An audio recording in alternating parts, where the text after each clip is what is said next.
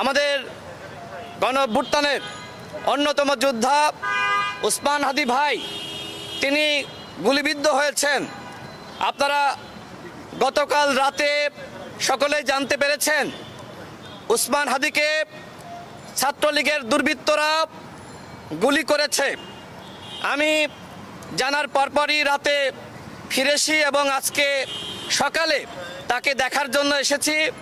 আমি যখন যাই মেডিকেল বোর্ড বসেছিল, মেডিকেল বোর্ড শেষ হওয়ার পরে আমি উসমান হাদি ভাইয়ের বড় ভাইয়ের সাথে কথা বলেছি এবং তার খোঁজ খবর নেওয়ার চেষ্টা করেছি। আমি যতটুকু জানতে পেরেছি তার অবস্থা খুবই গুরুতর। তিনি অত্যন্ত ক্রিটিক্যাল সিচুয়েশনে আছেন। তার অবস্থা অপরিবর্তিত। আল্লাহর কাছে এই মুহূর্তে দোয়া করা ছাড়া আমাদের কিছু করার নাই। গতকাল ঢাকা মেডিকেলে যে ডাক্তার তার অপারেশন করেছিল, ডাক্তার জাহিদ ভাই, তিনি আমার আগে থেকেই পরিচিত। আমি তার সাথে কথা বলেছিলাম। তিনি আমাকে জানিয়েছেন যে কানের নিচ দিয়ে এক পাশ থেকে গুলি লেগে আর এক পাশ থেকে বের হয়ে গেছে এবং তার মগজ ক্ষতিগ্রস্ত হয়েছে। আজকে উসমান হাদির বড় ভাই আমাকে যেটি জানালেন, তার খুলির এক পাশ আলাদা করে রাখা হয়েছে, অর্থাৎ তিনি এখন গুরুতর অবস্থায় আছেন। আমরা আল্লাহর কাছে দোয়া করি, মহান আল্লাহ রাব্বুল আলামিন যেন তাকে সুস্থ করে দেন। এই মুহূর্তে একমাত্র আল্লাহই পারেন উসমান হাদিকে আমাদের মাঝে ফিরিয়ে দিতে। আমরা অত্যন্ত ব্যথিত। সারা বাংলাদেশের মানুষ রাজপথে নেমেছে, অনেকে ঘরে বসে দোয়া করছে। আমি এর আগে আমার একটি বক্তব্যে বলেছিলাম, সাংবাদিক ভাইরা আপনারা জানেন, নির্বাচনকে কেন্দ্র করে 50 জন প্রার্থীকে টার্গেট করেছে আওয়ামী দুর্বৃত্তরা এবং নির্বাচন বানচাল করার জন্য তারা এই ধরনের টার্গেট হাতে নিয়েছে। এবং তার অংশ হিসেবে গতকাল আপনারা দেখলেন যে কিভাবে একদম কাছ থেকে টার্গেট করে উসমান হাদি ভাইকে হত্যার উদ্দেশ্যে এই ধরনের পরিকল্পনা করা হয়েছে এবং তারা সেটি বাস্তবায়নও করেছে। সবথেকে যেটি অবাক করার বিষয় সেটি হলো বন্ধু বেশে আগে এই দুর্বৃত্তরা কাছে গিয়েছে। উসমান হাদি ভাইয়ের যে গবেষণা প্রতিষ্ঠান এবং তিনি যেখানে রিসার্চ করেন সেই প্রতিষ্ঠানে এই দুর্বৃত্তরা অসংখ্যবার গিয়েছে, কখনো মাস্ক পরে কখনো মাস্ক খুলে। অর্থাৎ আমরা যেটি দেখি যে ছাত্রলীগের দুর্বৃত্তরা তারা এই যে মাস্ক পরে ঝটিকা মিছিল করছে, সংখ্যায় হয়তো অল্প, এটি দেখে আমরা মনে করি যে আওয়ামী লীগ হয়তো আর ফিরতে পারবে না।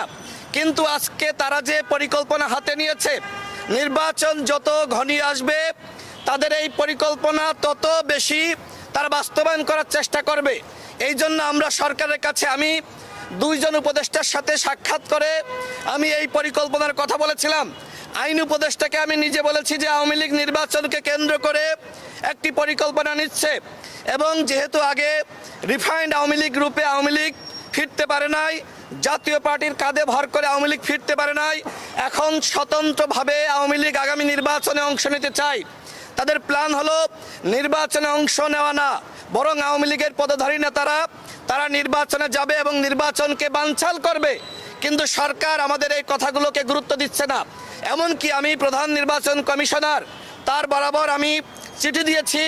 আমি তাকে বারবার বুঝাতে চেষ্টা করেছি যে আপনারা যদি এই আওয়ামী লীগকে কোনোভাবে সুযোগ দেন, আওয়ামী লীগের দোসরদেরকে সুযোগ দেন, তাহলে নির্বাচনের মাঠে আমরা কেউ থাকতে পারবো না।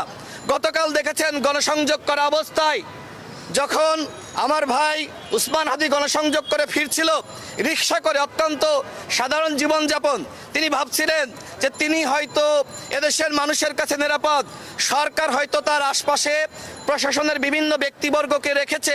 কিন্তু কি ঘটলো? আমার ভাই উসমান হাদি আজকে যদি আমাদের মাঝে ফিরে না আসে, তার জবাবদিহিতা কিন্তু এই সরকারকে করতে হবে। স্বরাষ্ট্র উপদেষ্টা কোনোভাবেই এই ঘটনার দায় এড়াতে পারে না। আমরা মনে করি এই মাঝাভাঙ্গা স্বরাষ্ট্র উপদেষ্টা, তার নেতৃত্বে কোনোভাবেই আইন শৃঙ্খলা বাহিনী কাজ করতে পারবে না। সুতরাং যদি আগামীতে এই সরকার সুষ্ঠু নির্বাচন করতে চায়, যদি সরকার মনে করে জাতিকে সেরা নির্বাচন উপহার দিবে, তাহলে সবার আগে দায়িত্ব এই স্বরাষ্ট্র উপদেষ্টাকে সরিয়ে দেওয়া। আমরা দেখছি ডিসিএসপি সহ প্রশাসনের রদবদল হচ্ছে, উপদেষ্টা পরিষদের কেন রদবদল হচ্ছে না? এই অযোগ্য স্বরাষ্ট্র উপদেষ্টার মাধ্যমে কোনোভাবেই আইন শৃঙ্খলা বাহিনীকে তারা নিয়ন্ত্রণ করতে পারবে না এবং আইন শৃঙ্খলা পরিস্থিতি তারা নিয়ন্ত্রণ করতে পারবে না। সুতরাং সবার আগে আমরা মনে করি এই ঘটনার দায় নিয়ে এই স্বরাষ্ট্র উপদেষ্টাকে 24 ঘন্টার মধ্যে পদত্যাগ করতে হবে। এই স্বরাষ্ট্র উপদেষ্টা তিনি কোনোভাবেই আমাদের নিরাপত্তা দিতে পারছেন না। আরেকটি বিষয় বলে আমি শেষ করব, আমি শুনেছি যে কয়েকজন ব্যক্তিকে আওয়ামী লীগ টার্গেট করেছে, তার ভিতরে আমাদের উসমান হাদি ভাই তিনি কিন্তু অন্যতম ছিলেন। আজকে উসমান হাদি ভাই কুমায় রয়েছে, তিনি আমাদের মাঝে ফিরে আসবেন কিনা আমরা কেউ জানি না। আগামীকাল হয়তো আমার পালা, আপনার পালা। এই সরকার যদি আমাদের নিরাপত্তা না দিতে পারে তাহলে আমরা কিভাবে গণসংযোগ করব, কিভাবে নির্বাচন করব?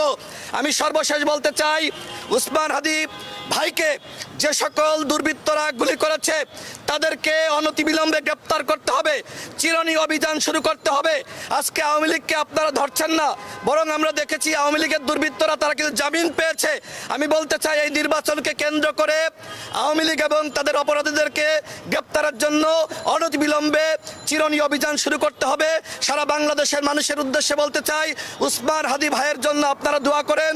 সে একজন বিপ্লবী নেতা, সে যেভাবে এদেশের বিপ্লবী শক্তিকে সংগঠিত করছিল এটি দেখে আওয়ামী লীগ ভয় পেয়েছে। এই ভয় পেয়ে মূলত আজকে তাকে টার্গেট কিলিং করার পরিকল্পনা নিয়েছিল, কিন্তু আমরা দৃঢ় বিশ্বাস করি তিনি হয়তো সুস্থ হয়ে আমাদের মাঝে ফিরে আসবেন। আপনাদের সকলকে ধন্যবাদ।